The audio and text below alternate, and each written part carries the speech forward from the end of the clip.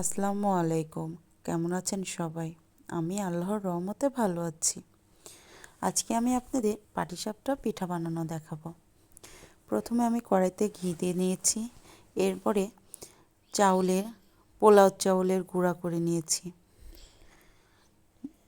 ঘি দিয়ে পোলাও চাউলের গুঁড়াটা ভেজে নিব।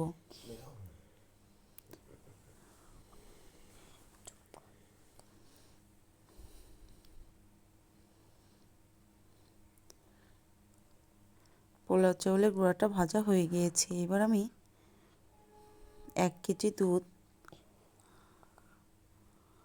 হাফ কেজি করে নিব। এর মধ্যে গুড় দিয়ে দিব, মশলা দিয়ে দিব। এরপর আমি ভেজে রাখা গুঁড়াগুলো দিয়ে দিব।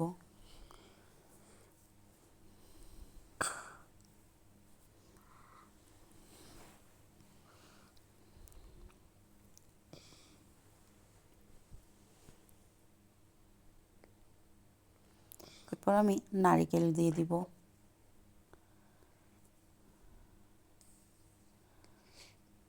গুঁড়া দুধ দিয়ে দিলাম।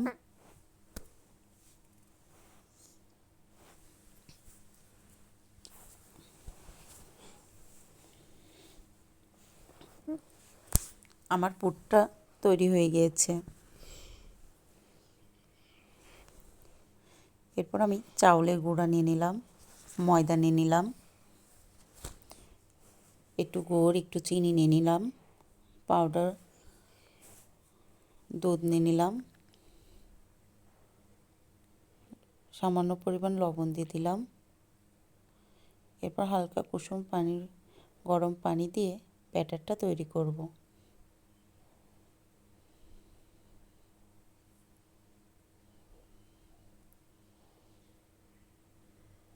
এরপর একটি প্যানেতে প্রথমে ব্যাটারটা দিয়ে দেব। এরপর পুরটা দিয়ে এভাবে জড়িয়ে নেব। ব্যাস, আমার পাটিসাপটা পিঠা রেডি।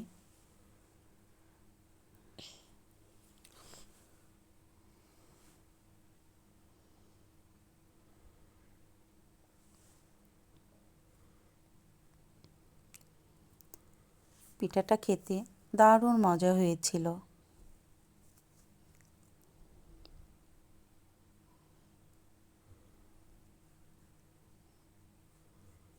আল্লাহ হাফেজ।